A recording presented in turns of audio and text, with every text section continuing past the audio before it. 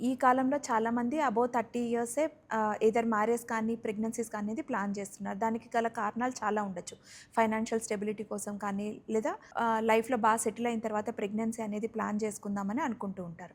So, 30 years తర్వాత ఏమవుతది అంటే, quantity అంటే నెంబర్ ఆఫ్ ఎగ్స్ అనేది ఆహ్, స్లోగా తగ్గడం అనేది స్టార్ట్ అవుతుంది. ఎక్కువ డిక్లైన్ అనేది, ఎక్కువగా ఫాల్ అనేది మాత్రం అబోవ్ 35 ఇయర్స్ తర్వాత చూస్తూ ఉంటామనమాట. సో, క్వాంటిటీ ఎగ్ గానీ, లేదా క్వాలిటీ ఆఫ్ ఎగ్ అనేది ప్రాపర్‌గా ఉండదు. సో, దానివల్ల ఏమవుతది అంటే ప్రెగ్నెన్సీ ఛాన్సెస్ అనేది కూడా కొంచెం తక్కువగా ఉంటుంది. సో, ప్రెగ్నెన్సీ ఒకవేళ వస్తే కూడా అబార్షన్ రిస్క్ అనేది కొంచెం ఎక్కువగా ఉంటుంది. దానికి కారణాలు ఏంటి అంటే క్రోమోజోమల్ ప్రాబ్లమ్స్ కానీ, దానివల్ల కూడా అబార్షన్ రిస్క్ అనేది మనం కొంచెం ఎక్కువగా చూస్తుంటాము.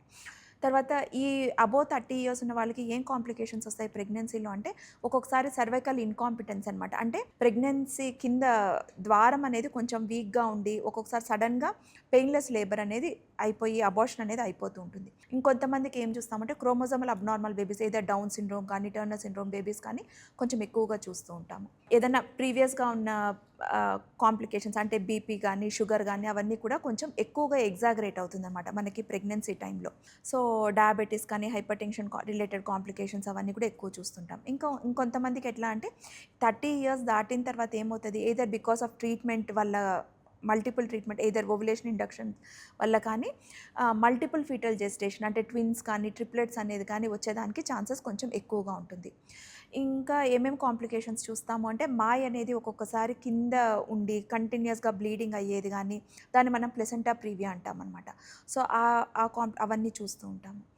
ఇంకొంతమందికి ఎలా ఉంటుంది అంటే, ప్రెగ్నెన్సీ వల్ల ప్రెగ్నెన్సీ టైంలో బీపీ గానీ, షుగర్ వచ్చినప్పుడు ఎలా అంటే అబ్రప్షన్ అని చూస్తామంట. అంటే ముందుగానే డెలివరీ నొప్పులు రాకముందుగానే మాయ్ అనేది సెపరేట్ అయిపోయి సడెన్‌గా బ్లీడింగ్ అయ్యేది, అట్లా కాంప్లికేషన్స్ అన్నీ కూడా చూస్తూ ఉంటామనమాట.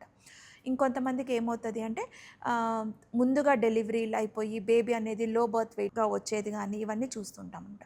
So, as early as possible around 30 years అన్నా కూడా మనకి ప్రెగ్నెన్సీ అనేది ప్లాన్ చేసుకొని మోర్ ఫ్రీక్వెంట్‌గా మనము డాక్టర్ దగ్గర చెకప్స్ చేపించుకొని అంతా రెగ్యులర్‌గా నార్మల్‌గా ఉందా లేదా అని చెప్పి చూసుకొని ఆహ్, చేసుకుంటే ప్రెగ్నెన్సీ అనేది సాఫీగా నడుస్తుంది.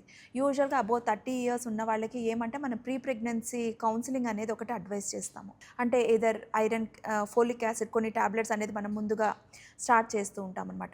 సో, ఫోలిక్ యాసిడ్ అనేది మనము స్టార్ట్ చేసుకోవాల్సి పడుతుంది. ఒకవేళ ఏమైనా బీపీ గానీ, షుగర్స్ కానీ ఏమన్నా ఉంటే అవి కంట్రోల్‌లో ఉన్నాయా లేవా అని చూసుకొని, కంట్రోల్ వచ్చిన తర్వాత ప్రెగ్నెన్సీ అనేది ప్లాన్ చేస్తే అబార్షన్ రిస్క్ అనేది కూడా కొంచెము తక్కువగా ఉంటుంది.